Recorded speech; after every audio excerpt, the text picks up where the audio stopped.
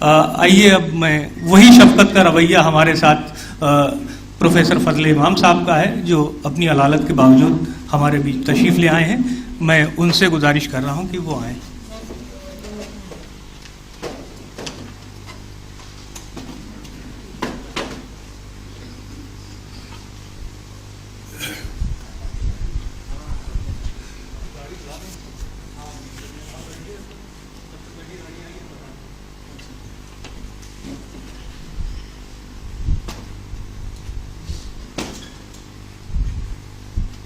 جناب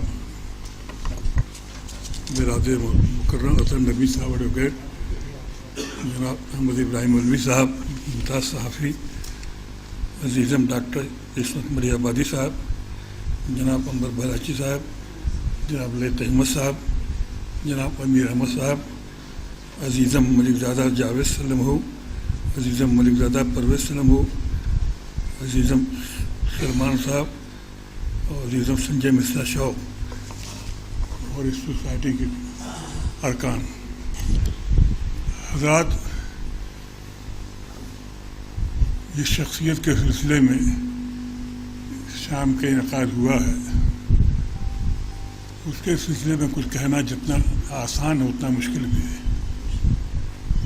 فکری بصیرتوں کے اعتبار سے اگر شعور حیات انسانی کا تجزیہ کیا جائے تو اس بلندیوں پر پہنچے ہوئے تھے جہاں سے دائرۂ خیال کے پرواز شم ہو جاتے ہیں. وہ ان حقیقتوں کو پیش کرتے تھے، ان کی زبان و بیان میں وہ دلکشی اور جاذبیت تھی کہ انسان خود بخود فرفتہ ہو جاتا تھا. وہ مجھ سے سینئر تھے، وہ ان سے چھوٹا تھا، لیکن تعلقات دوستانہ تھے. یہ ان کی فکری بصیرتیں اور سالیڈیٹی آف تھاٹ، سلامت فکر کا رویہ تھا. جہاں شعور اور فکر و فن کو سمو دیتے تھے تب جا کر کے ملک زادہ منظور احمد بنتے تھے. آج کے اس دور جہل پرور میں جبکہ جوہلا بڑھ چکے ہیں، انسان کے قد چھوٹے ہو گئے ہیں، تو ظاہر ہے کہ جہل خیرت کے دن ہیں جس میں کسی ادیب، کسی شاعر، کسی مفکر، کسی فنکار کو سمجھنے کے لیے ان حقیقتوں تک جانا پڑے گا جو معرفت رکھتی ہوں، عرفان رکھتی ہوں. ادب عرفانی حقیقتوں کا نام ہے.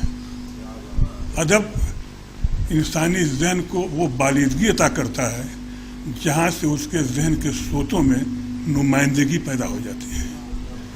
آج یہ دور جب کہ انسان مر چکا ہے، انسانیت دفن ہو چکی ہے، ملک زادہ منظور احمد کا ذکر اور ان کے فکر اس وجہ سے دہرائی جانی چاہیے کہ وہ ایک انسان تھے اور ایک ایسے انسان تھے جو انسانی زندگی کی اہمیت و قدر و قیمت کو سمجھتے تھے. آج اقدار حیات انسانی پامال ہو چکی ہیں، انسانی قدریں ملیا میٹ ہو چکی ہیں. جب اقدار حیات انسانی پامال ہو جاتے ہیں تو نہ ادب پروان چڑھتا ہے نہ شاعری پروان چڑھتی ہے. آج کا ادب تشکیل کیا جا رہا ہے، اس ادب میں وہ نہ تو شعور حیات ہے، نہ شعور زندگی ہے، نہ آداب بندگی ہے، کچھ بھی نہیں ہے. ہم جو شعر کہتے ہیں، یہ مشاعروں کی جو شاعری ہم کرتے ہیں، سنتے رہتے ہیں، ظاہر کے رات کے رت جگہ کی شاعری ہوتی ہے، زندگی کی حقیقتوں کی شاعری نہیں ہوتی. اسٹیٹمنٹ دیا جا سکتا ہے، شاعری اسٹیٹمنٹ نہیں ہوتی ہے. شاعری کو جب تک جسٹیفائی نہ کیجیے گا، اگر جسٹیفیکیشن نہیں ہے تو شاعری دو مصروں کو مناسب طریقے سے، بے توڑ طریقے سے جوڑ لینے کا نام ہے کہ ایک دو دن میں کیا ماجرا ہو گیا کہ جنگ ہرا ہو گیا. یہ شاعری نہیں ہے، یہ حماقت ہے. تو آج کے دور میں جو شعراء کرام ہمارے سامنے آ رہے ہیں، ملک زادہ صاحب شعر بھی کہتے تھے اور اچھے شعر کہتے تھے. ان میں تخلیقی صلاحیتیں تھیں، بے پناہ تخلیقی صلاحیتیں تھیں. انہوں نے افسانے بھی لکھے ہیں اور افسانہ نگاری سے انہوں نے آغاز کیا تھا. وہ افسانے شاید اب نہ ملیں جو انہوں نے رومانوی انداز کے افسانے لکھے تھے، جس میں پورا رومانٹک ایرا، ورڈز سے لے کر کے کٹس تک کا رومانٹک ایرا جھلکتا ہے ان افسانوں میں. انہوں نے ایک ناول ہی لکھا تھا، آپ لوگوں نے پڑھا ہوگا، جس کا نام ہے کالج گڑھ، وہ گورکھپور میں لکھی گئی تھی. تو ظاہر کہ اس کے پس منظر اور پیش منظر دونوں سے میں واقف ہوں. ظاہر ہے کہ یہ بھی حقیقت ہے. تو ظاہر کہ وہ کالج گڑھ لکھی. اور ناول نگاری کے فن کو انہوں نے جس انداز سے پیش کیا ہے، جسے آج کی زبان میں لوگ عام طور سے دہرایا کرتے ہیں ایکسٹریم آف کانشیسنس، شعور کی رو. ان سے پوچھیے کہ شعور کی رو ہوتی کیا ہے؟ وہ بیٹھو میں ہم کہاں ہرش وردھن کے پکے پڑے اڑے نہیں بیٹھو. ہاں، تو وہ جو شعور کی رو ہوتی ہے، ایکسٹریم آف کانشیسنس، ان سے پوچھیے کہ شعور کیا ہے، شعور کی رو کیا ہے، لاشعور کیا ہے، غیر شعور کیا ہے، تحت شعور کیا ہے. ان سب حقیقتوں سے ناواقف ہو کر کے شعور کی رو کو سن لیتے ہیں، اس کو دہراتے رہتے ہیں. ایسے بھی آپ کو ناول نگار، افسانہ نگار مل جائیں گے. ان سے پوچھے کہ شعور کی رو کیا ہے، کسے کہتے ہیں، کس نے اس کو شروع کیا، کافکا کون تھا، تو معلوم ہوتا ہے کہ سب سنی سنائی باتیں ہیں جو پیش کرتے ہیں. جیسے کہ علماء کرام آج کل ہمارے کیسٹ العلماء ہو گئے ہیں، اصل کتابوں کو نہیں دیکھتے کہ کون سی کتابیں کہاں سے کیسے ہیں. ظاہر ہے کہ بس کیسٹ 50 کاروبار ہے. تو ظاہر ہے کہ ملک زادہ منظور احمد صاحب کے یہاں تخلیقی صلاحیتیں تھیں. افسانے لکھے، افسانے شاید کچھ محفوظ ہوں آپ لوگوں کے یہاں کہ نہیں ہیں ملک زادہ نے. ہاں، افسانے انتہائی لاجواب اور بہت دلکش ہوتے تھے. جب ہم لوگ پٹھا لیتے تھے تو بغیر پڑھے ختم نہیں کرتے تھے. اور ان میں افسانہ نگاری اور فکشن کے وہ آرٹ بھی موجود، فن بھی موجود تھا. شاعری کے اعتبار سے دیکھا جائے تو ان کے محاکات عناصر بھی ہیں اور تلمیحات بھی ہیں. تلمیحات کو انہوں نے اس انداز سے، یعنی سمجھیے کہ اقبال نے قوم کو جذبے کو مہمیز کرنے کے لیے، بیدار کرنے کے لیے جس طرح کی شاعری کی تھی، اس طرح کی شاعری بھی ان کے ملتی ہے. مثلا ان کا شعر کہ موم کی طرح پگھل جائے گا شب کا فولاد، پوری قوم کو متوجہ کر رہے ہیں. موم کی طرح پگھل جائے، شب کا فولاد پگھل رہا جائیے.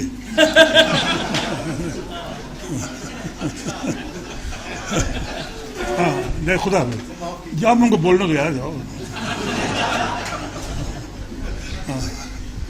موم کی طرح پگھل جائے گا شب کا فولاد، دستے داؤد کی توفیق خدا سے مانگو. یہ قوم میں جو مایوسی ہے، جو ہرمان یاسی اور یاسیت پیدا ہو گئی ہے، اس کو بیدار کرنے کے لیے انہوں نے شاعری کی تھی. ان کی شاعری صرف حسن عشق کی داستان کا نام نہیں ہے. حسن عشق کی داستان بھی شاعری ہے، مگر حسن عشق میں جب وہ کیفیت پیدا ہو جہاں سے ذہن انسانی میں تراتم پیدا ہو جائے اور جذبات تطہیر نفس کے آئینے میں اتر کر کے حقیقتوں کو پیش کرنے لگے تو وہ شاعری ہو جاتی ہے.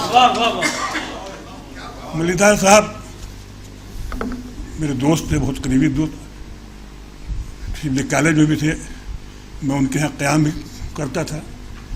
جاوید اور پرویز لوگ چائے لا کے کھانا میں کھلاتے تھے، رہتے تھے ہم لوگ.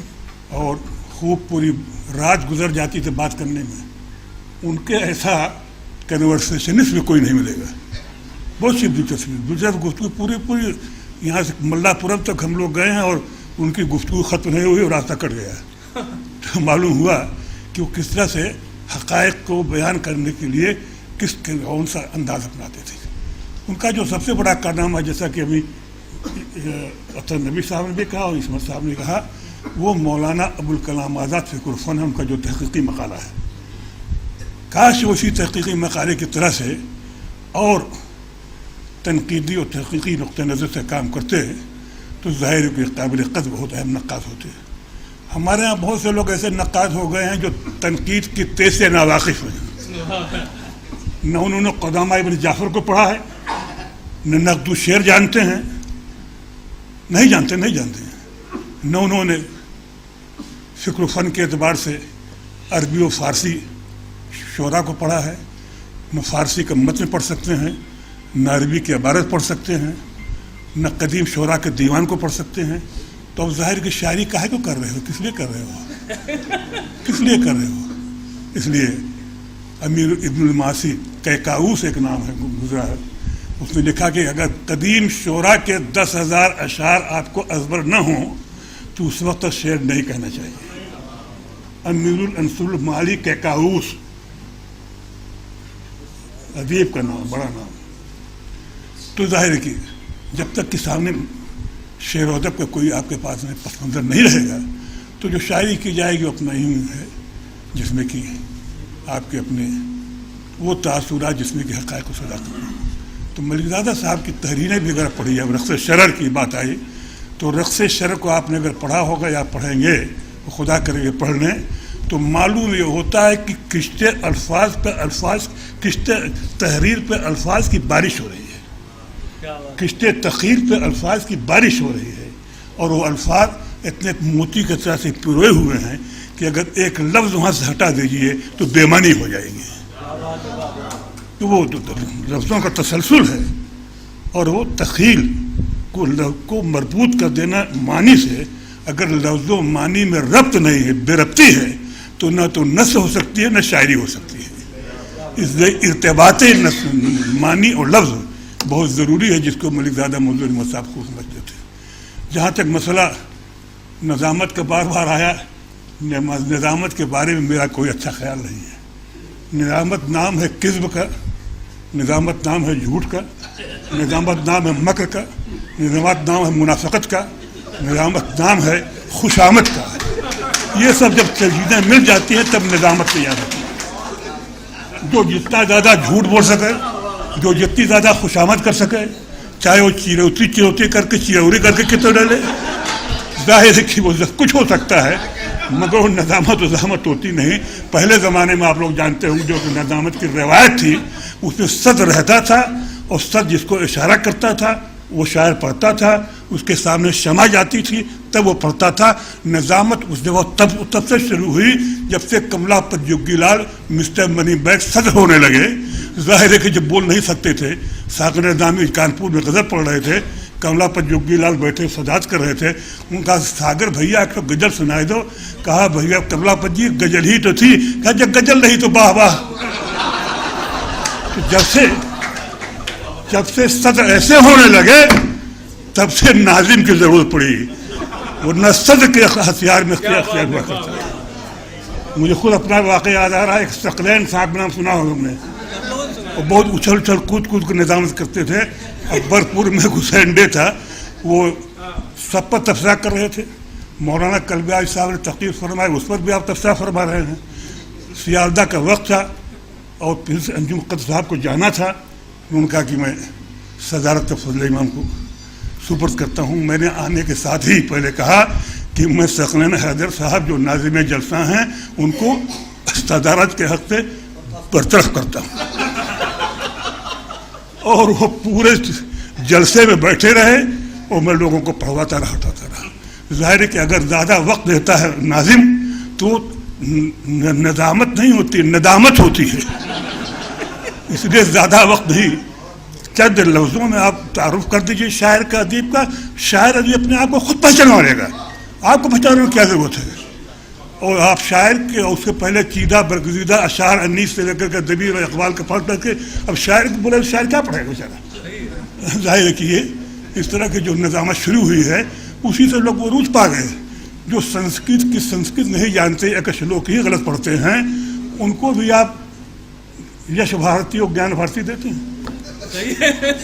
سنسکرت کا شلوک نہیں جانتا اور اسی کے ساتھ ایک قدیم پرانے بڑے ادیب کو بھی ملتا ہے اور ایک لوڈے لہارے کو بھی ملتا ہے. دونوں کی قیمت کیا جا رہا ہے، کیا گئی، کیا قیمت رہے گی. ظاہر ہے کہ اس میں معیار ہونا چاہیے، وہ قد کا خیال رکھنا چاہیے کہ کس قد کے ساتھ کس کو جوڑا جا رہا ہے. پروفیسر ملک زادہ منظور احمد تک نظامت وقت کا تزیہ کا نام نہیں تھی. وہ چند الفاظ میں فکر و فن کے موتی پیرو کر کے شاعر کو متعارف کراتے تھے اور شاعر آ کر کے اپنے شعر کو پڑھاتا تھا. وہ نہیں کرتے تھے کہ اپنے کو کامیاب بنانے کے لیے لفظوں کی بازیگری پیش کریں. وہ الفاظ کے جادوگر تھے مگر جادوگری اس طرح سے نہیں پیش کرتے تھے کہ لوگ مطمئن نہ ہوں. ظاہر ہے کہ آج کے اس دور میں جب کہ علم کا زوال ہے، اس دور میں جب کہ ادب کا زوال ہے، اس دور جب کہ شعری صداقتیں دم توڑ چکی ہیں، اس دور جب کہ شاعر نے اپنے سچائیوں کے قلم کو توڑ دیا ہے، اس دور میں جب کہ انسانی زندگیاں پامال ہو رہی ہیں، ایسے دور میں ان شاعروں کی ضرورت ہے جو اپنی فکر و فن کے اعتبار سے ان حقیقتوں کو پیش کر سکیں جہاں سے انسانی زندگی کے سوتے پھوٹتے ہوں. प्रोफेसर मलिक मंजूर अहमद को खराज अकीदत पेश करता हूँ कि ज़ाहिर है कि इन्होंने वो सादगी की ज़िंदगी बसर की, दोस्तों से दोस्त रहे, जहाँ चाहे बैठ गए, जहाँ चाहे चल दिए। और वो भी उस वक्त भी प्रोफेसर कहलाते थे जब शिवली कॉलेज में लेक्चर थे। मालूम है कि प्रोफेसरी उनके लिए कोई बहुत बड़ी शान की बात नहीं थी। लेक्चरर होकर दुनिया में प्रोफेसर कहलाना ये मलिक मंजूर अहमद की शख्सियत का नायाब पहलू है। और ज़ाहिर है कि वो सिर्फ बर्रे सगीर ही में नहीं, वो पूरे हिंदुस्तान में, पूरी दुनिया में जाने पहचाने जाते रहे अपने हकीकतों, अपने इल्म की बरकतों से। और ज़ाहिर कि इल्म की लाजवाब बरकतें उसे मिलती है जो इसे खुदा दे देता है। ये सबके बस की बात नहीं है। ये कभी किसी चौराहे या चौक से ख़रीदने वाली चीज़ नहीं खरीद लाई है, बल्कि ज़ाहिर है कि अल्लाह जिसे देता है उसे ज़बान देता है, उसे फ़िक्र देता है, उसे शऊर देता है, उसे इल्म देता है, उसे शेर कहने का शौक़ पैदा करता है। शायरी कर लेना भी आसान काम नहीं है, शायरी करना बहुत मुश्किल काम है, तनकीद लिखना बहुत आसान काम है। अगर तख्लीक़ी नहीं होगी तो तनकीद काहे भी लिखी जाएगी। इसलिए ज़ाहिर है कि तख्लीक़ की अज़मत ज़्यादा है, तनकीद की अज़मत कम है। मगर हमारे यहाँ ऐसे नक़ाद हैं जो तनकीद के तेज से नावाकिफ़ हैं, अरबी नहीं जानते, फ़ारसी नहीं जानते। चले गए, उन्होंने पूछा कि किताब ने कहाँ पढ़ी है, काब कमोदी पढ़ी है, लोग सिद्धांत काब कमोदी कहा नहीं पढ़ी है। चले गए, हमको तो कैसे आप लिखते हो हर्षवर्धन पर जब संस्कृत नहीं जानते। तो मालूम मैंने पूछा उनसे। तो जाहिर है कि आज की इस दुनिया में इस तरह से उड़ाई ढकाई वाले शायर और नक़ाद बहुत मिल जाएंगे, तनकीद निगार बहुत मिल जाएंगे। लेकिन जाहिर है कि तनकीद वो है जो हकीकत को समझे। बकौल इक़बाल की अहले नज़र ज़ौक़ नज़र खूब है, लेकिन जो शय की हकीकत को न समझे वो नज़र क्या, तो शय की हकीकत को जो नहीं समझता नज़र नहीं है। जाहिर की और आप लोग अभी दूसरा सेशन शुरू होने वाला है, मगर ये मैं कहता हूँ कि कैसी महफिल सजी है संजय, ये कैसी महफिल सजी है संजय है जिसकी महफिल वही रही है। ये कैसी महफिल सजी संजय है जिसकी महफिल वही रही है। बहुत बहुत शुक्रिया आपका।